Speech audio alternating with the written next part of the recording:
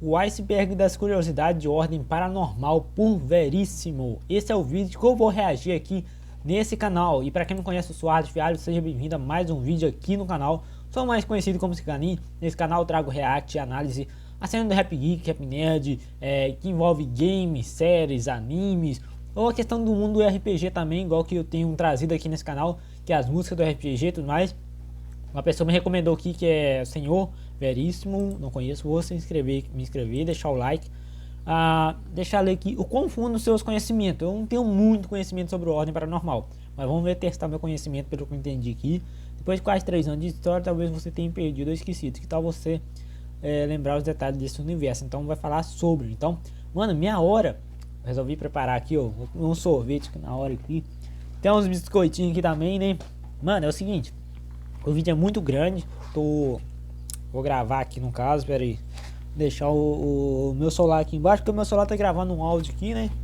Beleza.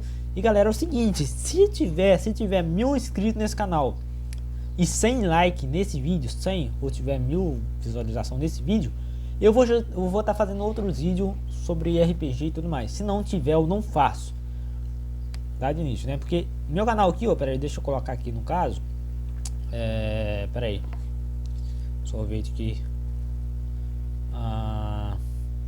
Que tal contratar para sua empresa um profissional que faz tudo pelo seu business? E-mail profissional com Só para vocês dar uma olhada aqui, galera. Sua empresa no seu e-mail, divulga sua marca em cada mensagem, tem espaço de armazenamento de sobra. Eu tô postando vídeo diariamente, que já tô programando e tudo mais aqui. Então beleza, então bora pro vídeo aí. Eu quero ver como é que é esse universo. Só reduzir aqui um pouquinho aqui, ver como é que é essa questão aqui, como é que eles vão fazer e tudo mais. Então bora lá, né? Pera aí.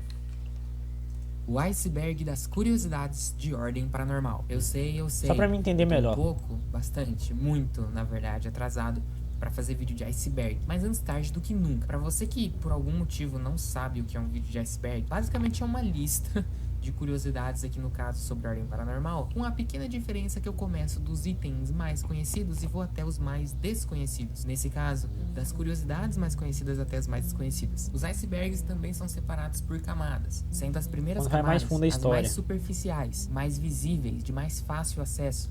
Qualquer um consegue enxergar. Na hora, né, tem que comer alguma coisa. Ficam os itens mais famosos, populares da lista, que é bem difícil não conhecer. Já nas últimas camadas, a gente tem as áreas mais submersas do iceberg, então mais profundas no oceano, representando itens misteriosos, obscuros, entradas da lista que pouquíssima gente chegou a ver ou conhecer de alguma forma. Resumindo, quanto mais fundo e maior o número da camada, mais ocultos e secretos são os itens. Ou seja, quando mais fraca é a camada, mais os monstros aparecem na questão do RPG. Então quando mais grosso lá, mais os monstros vai ficar mais longe. Tudo certo? Deu certo. Vamos lá então para iceberg de curiosidades de ordem paranormal.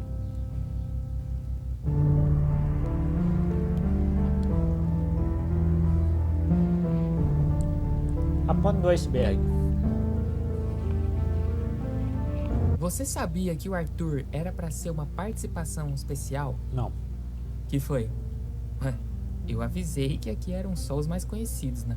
Não vem falar que eu não avisei. Mas, de fato, o Arthur era para aparecer só no episódio 3 de O Segredo na Floresta e talvez no 4º. Acontece que abriu... Segredo na Floresta.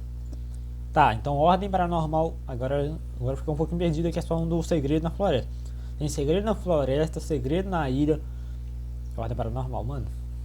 Tá, vamos analisar o Segredo na Floresta aqui, o nome, né? Uma vaga aí na equipe E depois do 3º episódio, né? E acontece que o Arthur acabou por lutar contra uma aranha gigante, né? Que nossa, bizarro. Civis normalmente não fazem. E se saiu muito bem até. Digamos que a equipe E meio que viu ali o potencial no meninão e decidiu incluir ele na equipe. Claro, o Arthur também quis, né?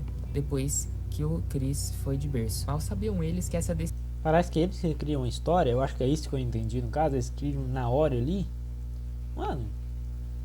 eu acho que eu entendi. A decisão de última hora de incluir esse carinha com 8 de vida na equipe resultaria nisso aqui. E nisso aqui. Chegou a hora de você se tornar um agente da ordem e derrotar os seus próprios monstros.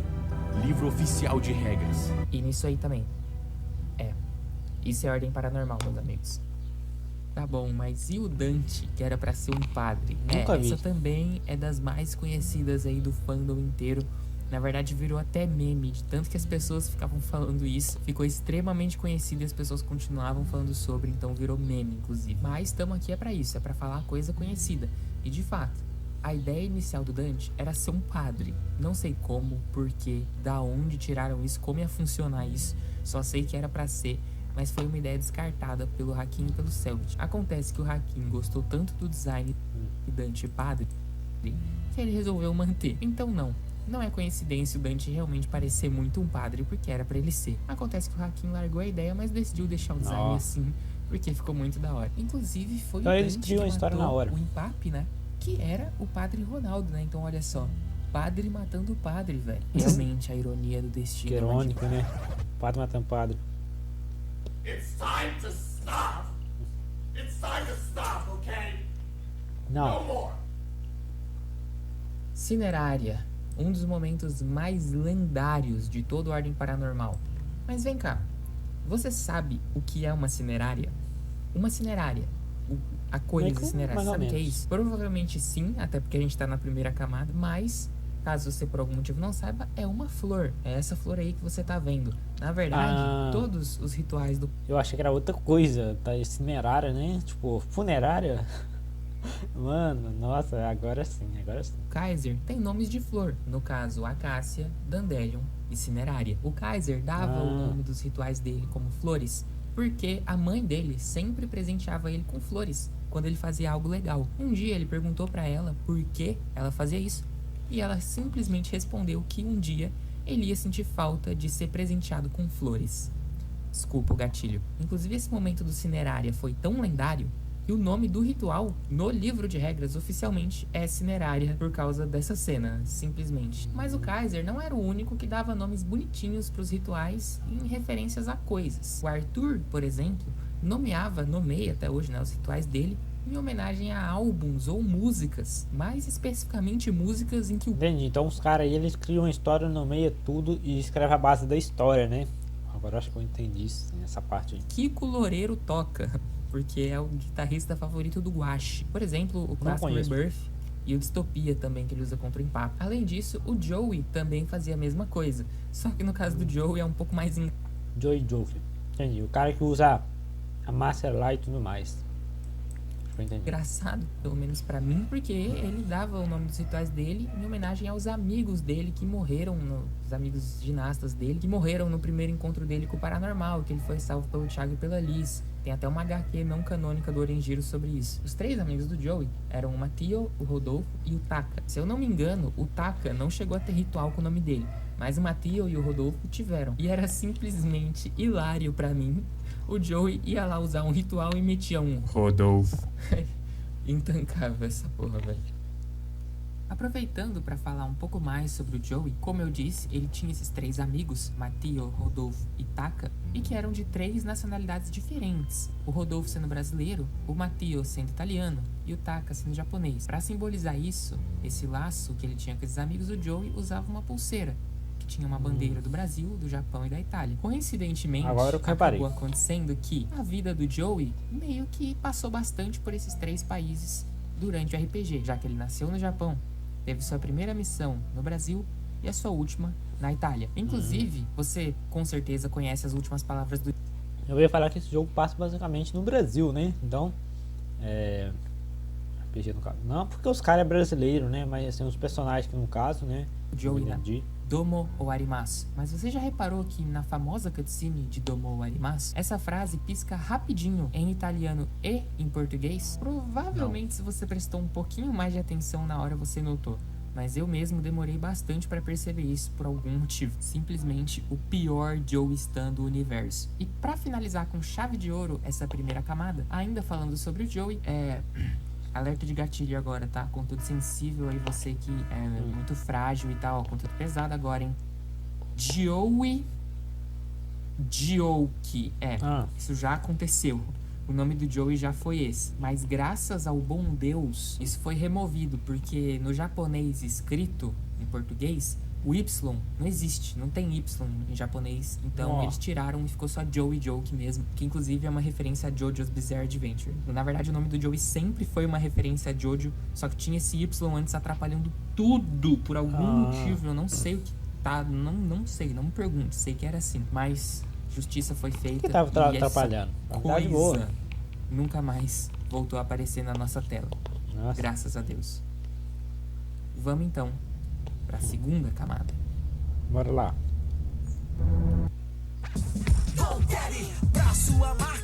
Odeio anúncio. Vontade de anunciar todos. Cara que anuncia no YouTube, pelo amor de Deus. Você vê que com o meu canal não tem nem anúncio. Não recebo um centavo. Os palhaçados de anúncio. Tá bem que foi na hora certa, né? 04 13 02 11. Esses números são familiares pra você? Não. Bom, Quer dizer, era familiar, né? Que eu pensei na questão da série de Lost. Tinha 6 números, na verdade. Porque esses números, né? Mas aqui não tem nada a ver com RPG. Então são extremamente presentes durante toda a Ordem Paranormal. Especificamente, que esses números deveriam ser. Isso porque esses 4, números... 13... Peraí. Vou decorar o número aqui. Às vezes eu preciso de alguma coisa, né? 04 13 02 11. Esses números são familiares para você? Bom, deveriam ser. Isso porque esses números são extremamente presentes durante toda a Ordem Paranormal. Especificamente, esses 4 números juntos aparecem diversas vezes durante o RPG. E eu não tô falando tipo assim, uma ou duas vezes. Não. Tipo, o tempo todo, direto. Olha só, a lista das aparições é grande. Então provavelmente eu não vou conseguir lembrar todas, mas aqui vai alguns exemplos que eu consegui pensar. A Beatriz, a Liz, o Thiago e o Daniel receberam as mensagens das suas primeiras missões às 4h13 da manhã. A senha da entrada do refrigerador falso da base da ordem é 0413. O espreitador se manifestava às 2h11 da manhã. 11/2 de 2009 é a data do incêndio do orfanato. O seu Eusébio, no episódio 0 de Calamidade, escutava os números 0413 no rádio. 11/11, eles encontraram o corpo de Rafael Montes lá em Carpazinha. 13/11, o Virgulino morreu. 11/3 foi o sumiço da equipe Kelvin. 11/2 foi o começo. Peraí.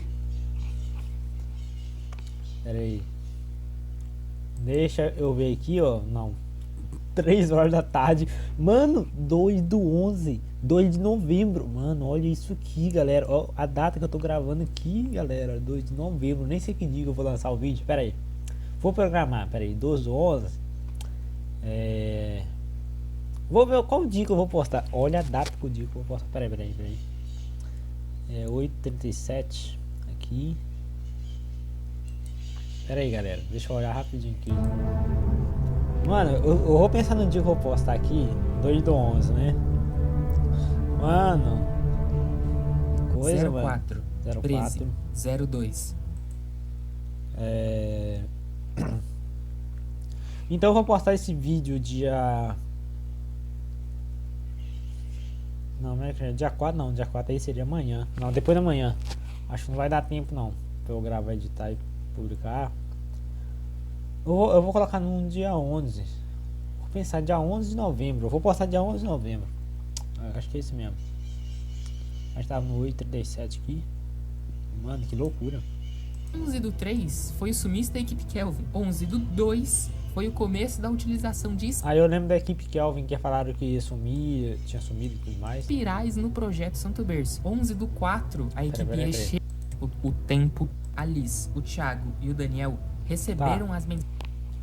Thiago e a Liz, eu já escutei as luzes sobre esse personagem. Ok. Mensagens das suas primeiras missões às 4h13 da manhã. A senha da entrada do refrigerador falso da base da ordem é 0413. O espreitador se manifestava às 2h11 da manhã. 11/2 de 2009 é a data do incêndio do orfanato. O seu Eusébio, no episódio 0 de Calamidade, escutava os números 0413 no rádio. 11/11, eles encontraram o corpo de Rafael Montes lá em Carpazinha. 13/11, acho que eu vou falar esse negócio do Rafael. E o Virgulino morreu. 11/3 foi o sumiço da equipe Kelvin. 11/2 foi o começo da utilização de espirais no projeto Santo Berço. 11/4 a equipe chega em Carpazinha.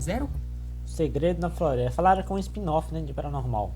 Eu acho que... 4130211 é a senha do cofre que o Arnaldo deixou os documentos em relação às relíquias lá na Mansão Leone. O VD, ou seja, o nível de desafio do anfitrião no livro de regras é 0413. Os 4... Desvendeu o segredo desse mundo sem conhecer muito RPG. É os números ali que... sei lá. Uma parte da questão sobrenatural. Números que davam acesso ao terminal do anfitrião lá no episódio 7 de Desconjuração eram 04130211. Enfim, acho que deu pra entender que esses números estão em todo fodendo lugar nesse RPG. Veríssimo, o que são esses números? Por que esses números?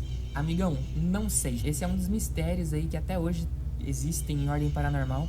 Honestamente, eu não acho que vai ser nada demais. Eu acho que é só uma coisa que tá aí por algum motivo. Pode ser. O aniversário do Selbit é 11/2, né? 11 de fevereiro. Talvez, sei lá, 4/13 é a hora que ele nasceu. Não sei. E aí é por isso que esses números estão em todo lugar. Se você tiver uma teoria legal sobre isso, deixa aí nos comentários que eu tô muito curioso. Esse assunto desses números é muito fascinante. Eu entenderei a questão da criação do universo, né? Você sabe que a Eva Van Bloss e o Johnny Tabasco têm em comum? Ambos eram do orfanato Santa Menefreda.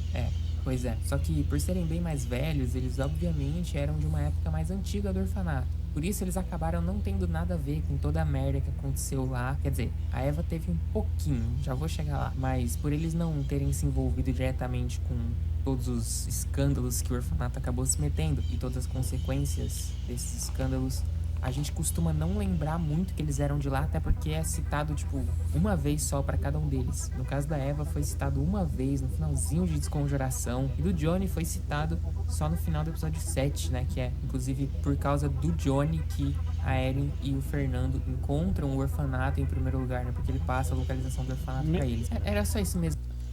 Parabéns ao canal aí, o canal Veríssimo, que fez, tá fazendo esses vídeos aí, daqui, contando história, com a narração e tudo mais, muito bom, parabéns mesmo, muito bom. Uma curiosidade é que muita gente não lembra, né, que eles eram do orfanato, porque... Deixa o like, enfim, não é... Não, deixei já. Foi, tá bom, pode ir pra próxima curiosidade já, Veríssimo.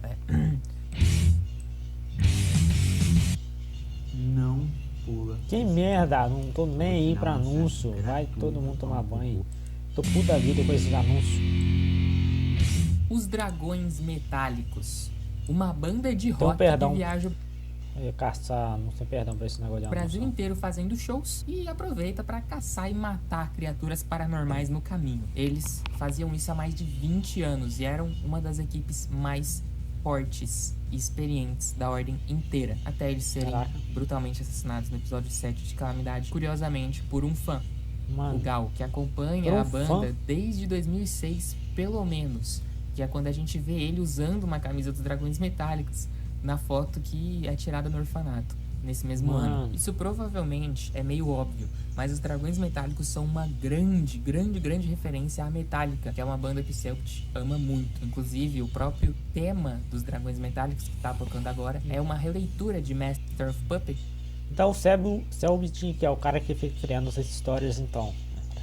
De acordo com o próprio Júlio Victor, se utilizando de alguns dos clichês que o Metallica adora colocar nas músicas. Mas as referências não param por aí. Os nomes de alguns dos integrantes dos Dragões Metálicos são muito parecidos com os nomes dos integrantes do próprio Metallica, como Roberto Lutrijo, inspirado em Robert Trujillo, e Kurt Hammett, inspirado em Kirk Hammett. Não só isso, mas vários dos golpes, várias das técnicas que os Dragões Metálicos utilizam são referências a músicas do Metallica. Aqui vai alguns exemplos. Kurt Hammett tem duas habilidades chamadas Procurar e Destruir e Justiça para Todos, que são referências às músicas Seek and Destroy e Justice for All. Todos os outros têm isso. Não vou falar de todos porque são várias habilidades, mas deu pra entender já, eu acho. E as referências da Metallica vão tão longe que é até citado por um dos membros da banda que eles já tiveram outro baixista que morreu há muito tempo atrás, exatamente como Metallica já teve um baixista que morreu e outro entrou no lugar dele na banda. Agora, outras coisas que não necessariamente tem a ver com Metallica, mas que também são legais sobre os dragões, são, por exemplo, o colar que o Leandro utilizava,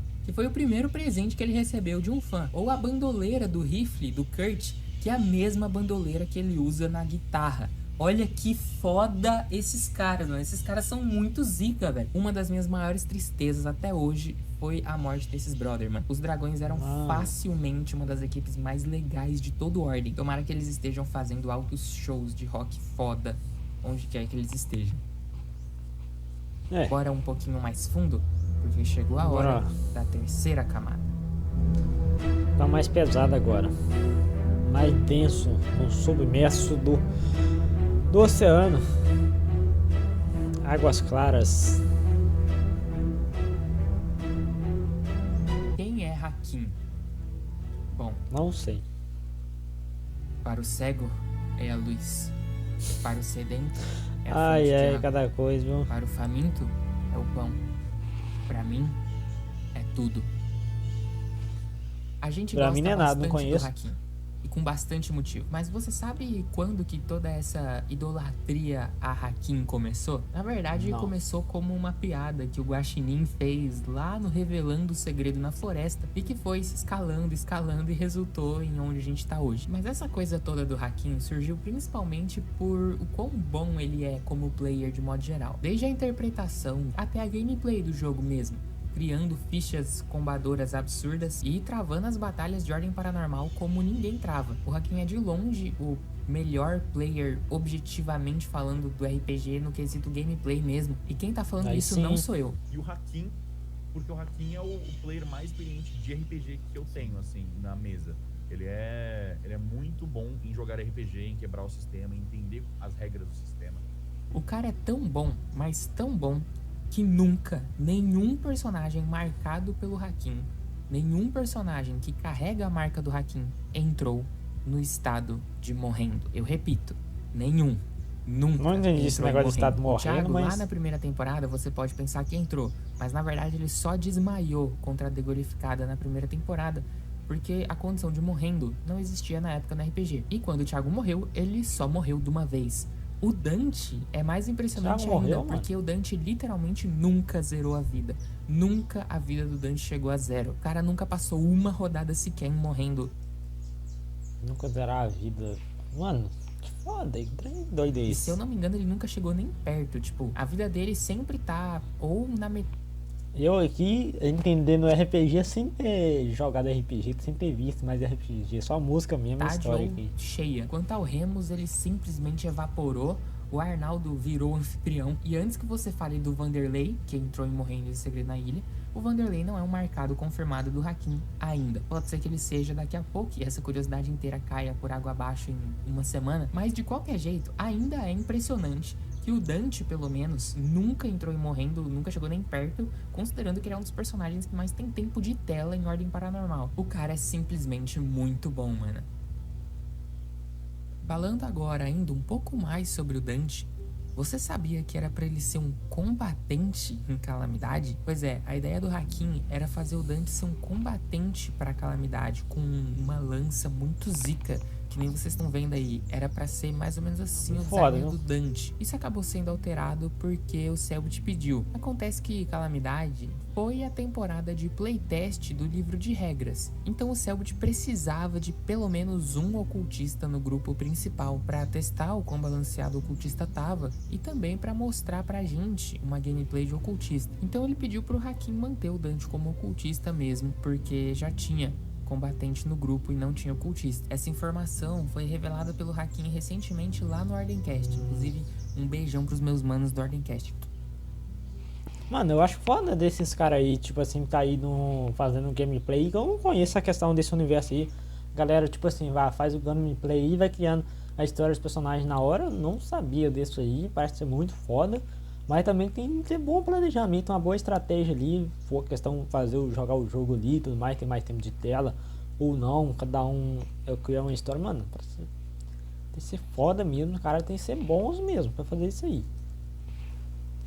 Você conhece o IMDb? Caso você não conheça, o IMDb é um dos maiores sites do mundo de avaliação de filmes e séries e, enfim, coisas no geral. Ah tá, eu ouvi falar isso mesmo, IMDb. Não lembro, eu ouvi falar isso só uma vez, mas vamos ver. De entretenimento. É um site que Dahmer, não assisti essa série. Eu vou ter que fazer uns vídeos no meu canal Moda Nerd sobre algumas os séries aí. espectadores vão lá e dão notas pra... Pior que nem todo mundo dá nota, né? Então as notas não dá. Vai contar só com as partes que voltou. Série The Boys essa aqui, ó. É muito foda, muito uma boa. série, um filme. E aí o site vai lá e faz um compilado das notas e joga ali uma média pra série baseada nas notas que ela recebeu. Beleza, Veríssimo, mas o que que tem? E daí? E daí que que tem? Ordem Paranormal tem uma entrada no IMDb. Lá tem Mano. literalmente todos os episódios de Ordem Paranormal, incluindo Aí sim. os revelandos e até os transcendendo. Estão todos lá. Tem toda uma galera que fica lá no IMDb adicionando os episódios novos quando saem, inclusive colocando em inglês as legendas dos episódios. Eu não sei se eles têm alguma coisa a ver com a equipe T, que coloca legendas em inglês nos episódios no YouTube, mas de qualquer jeito é uma dedicação foda que eu vejo pouca gente falando sobre. De acordo com o site, os episódios mais bem avaliados de Ordem Paranormal, ou seja, entre aspas, os melhores, são o último de O Segredo na Ilha, o último de Calamidade, o último de Desconjuração e o último de O Segredo na Floresta. Não necessariamente... Ah, então são 4 então. Cada uma ordem um atrás do outro, né? Então Ordem Paranormal Universo, os nomes para Segredo na Ilha, Segredo na Floresta, já tipo como fosse temporada. Ah tá, agora eu entendi no Essa caso. ordem, todos têm exatamente 9.9 de nota, né? E sim, o limite é 10, então é tipo uma nota quase perfeita. Então, enfim, o Quase pessoal perfeito. gosta dos episódios finais, mano. Realmente, o pessoal é muito fã dos últimos episódios aí das temporadas. Finalmente, vamos entrar agora na quarta e última camada. Não fala anúncio.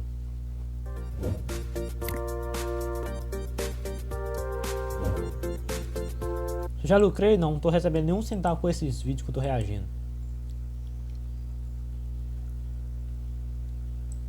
Oxi, ficou sem som? O sanatório de Carpazinha era um lugar Pera aí. na quarta e última camada.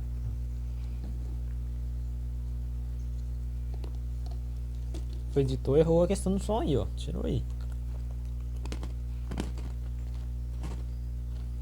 O sanatório de Carpazinha era um lugar estranho. Sendo a primeira dungeon de O Segredo na Floresta, lá os agentes encontraram muitas coisas interessantes, mas também muitas coisas que até hoje nunca foram explicadas. O exemplo mais conhecido de todos é o da Lourdette e da Aninha, uma mãe e sua filha que saíram para andar nas montanhas e encontraram.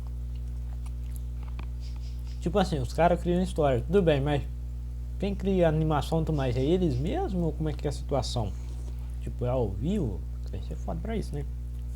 Uma caverna e de algum jeito se conectaram ao símbolo do Santo Berço, sendo que na época o Santo Berço estava longe de ser criado ali em Carpazinha com aquele símbolo específico, mas de alguma forma, quase 100 anos antes, Lourdette e Aninha já tinham encontrado e se conectado com o símbolo daquele mesmo Santo Berço. Bom, isso todo mundo sabe.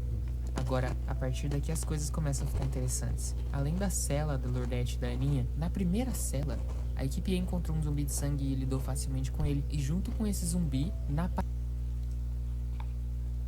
Olhando aqui, os caras parecem tudo assustados, esses personagens.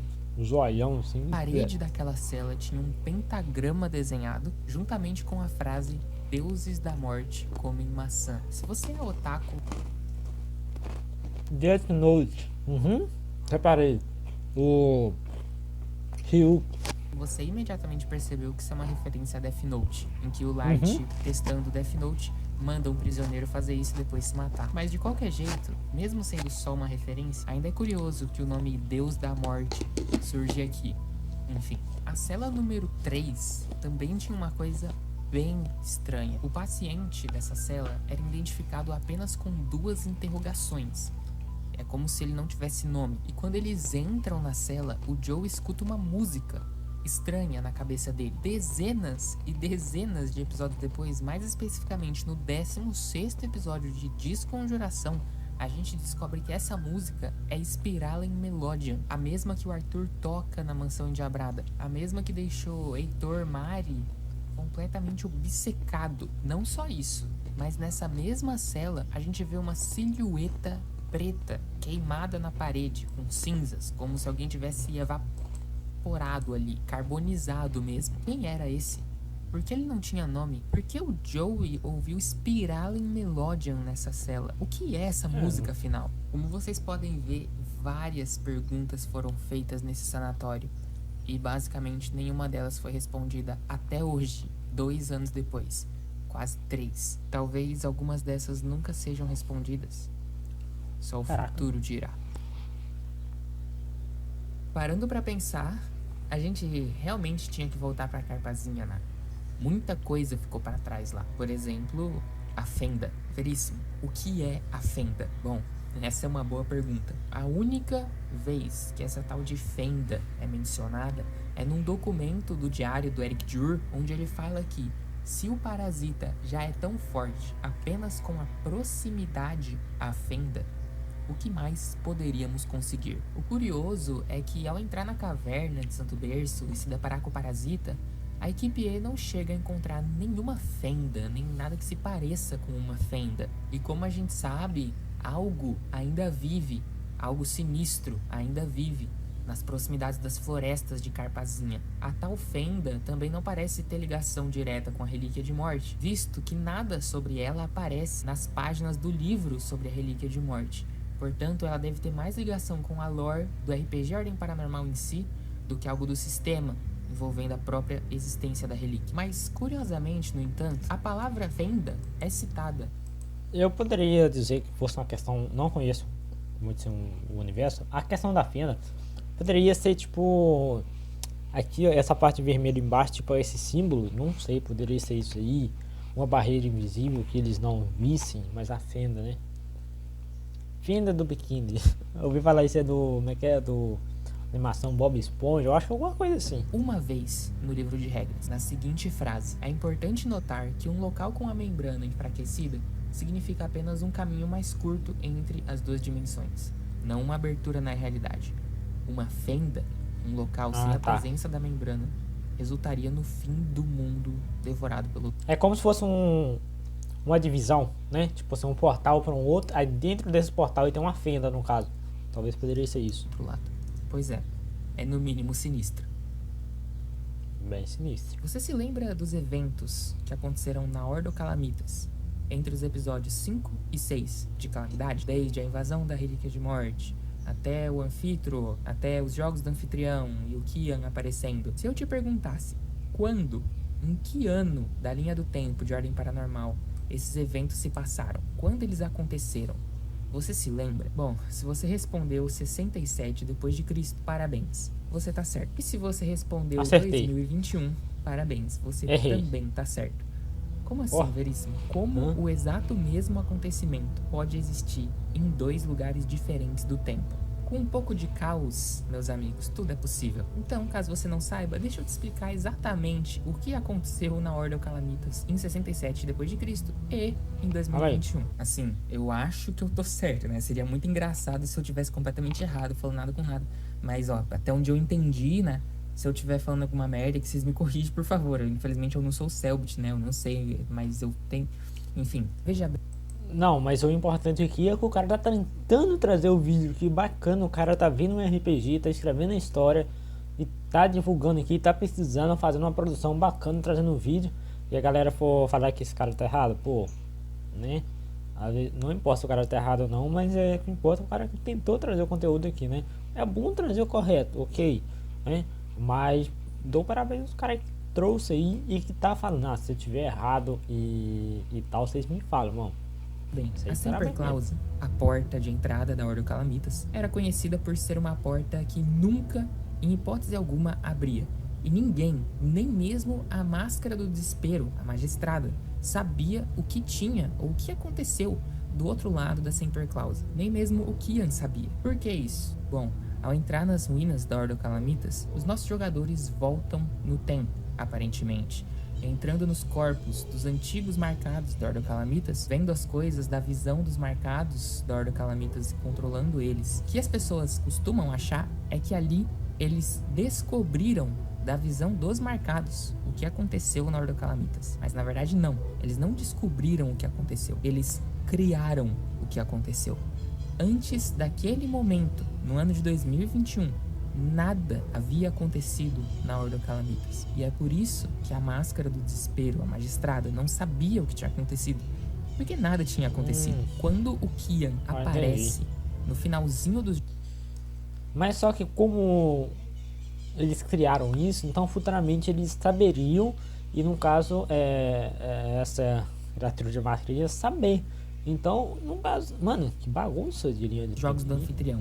Para pegar as relíquias, o anfitrião Porque quando faz no passado alteraria o futuro, né? Mas faz um acordo com a Celestine que se torna a magistrada. O acordo era: a Celestine recebia a máscara e o anfitrião recebia o controle de onde e quando tudo aquilo havia acontecido. Ou seja, basicamente uma porção inteira, um acontecimento todo da realidade foi movido de lugar na linha do tempo. Ele saiu de 67 depois de Cristo e foi para 2021. Ou seja, em 67 depois de Cristo havia literalmente uma lacuna no tempo, um lugar específico onde nada tinha acontecido, uma lacuna que foi preenchida apenas no ano de 2021, quando os marcados entraram na Ordo Calamitas e criaram os acontecimentos desse dia. Mas sabe o que é mais doido ainda? Você se lembra o porquê tudo isso aconteceu em primeiro lugar? Por que a Ordo Calamitas foi extinta? Por que isso ficou dessa forma? Bom, foi principalmente por causa da invasão da Relíquia de Morte, né? Que forçou os players a ir pra sala da Relíquia de Energia e um deles acabou virando anfitrião e deu toda aquela merda. E se eu te contar que a Relíquia de Morte só invadiu a Ordo Calamitas porque o anfitrião apareceu e porque todo esse acontecimento foi movido na linha temporal? Isso porque, de acordo com o próprio Selbit, o elemento morte não gosta muito quando a linha temporal é quebrada, e esse negócio de viagem no tempo, assim, não é muito o que a morte gosta de incentivar. Então, quando os marcados voltam no tempo e assumem o controle dos marcados de antigamente, mudando, portanto, o que aconteceu naquele lugar, a morte fica puta e invade a Ordo Calamitas para matar todo mundo. Acontece que, por causa da invasão da morte, eles vão até a sala da Relíquia de Energia, o anfitrião aparece, portanto, mais pra frente, o acordo com a magistrada acontece e só aí os acontecimentos são movidos na linha temporal para 2021. Ou seja, os acontecimentos da Ordo Calamitas em 67 d.C. só foram movidos para 2021 porque a morte invadiu a Ordo Calamitas. E a morte só invadiu a Ordo Calamitas porque os acontecimentos de 67 d.C. foram para... Mano, é tipo a série Dark, mano, é um caos de infinito, tipo um ciclo que se repete ali e não 2021. muda. Resumindo, é um paradoxo. Para deixar em um formato que fique mais fácil, talvez, de entender, é como se eu conhecesse minha esposa e tivesse um filho. E aí, anos depois, esse filho voltasse no tempo e fizesse com que eu conhecesse minha esposa. Nesse cenário, eu só tive um filho porque eu conheci minha esposa em primeiro lugar. Mas ao mesmo tempo, eu só conheci minha esposa porque, em primeiro lugar, eu tive um filho. É uma referência da série Dark, é desse Afinal, jeito mesmo. O que depende do quê? Mas tinha como, se for em relação com a série Dark, tinha como quebrar o paradoxo, sim, em questão, na metade do caminho ali, mudar para outro a questão da linha temporal, mano. O que veio antes, sabe? O que aconteceu antes? Em Calamidade, aconteceu basicamente a mesma coisa em uma super mega escala, porque a invasão da base da Ordo Calamitas depende do acordo da magistrada e do anfitrião para acontecer.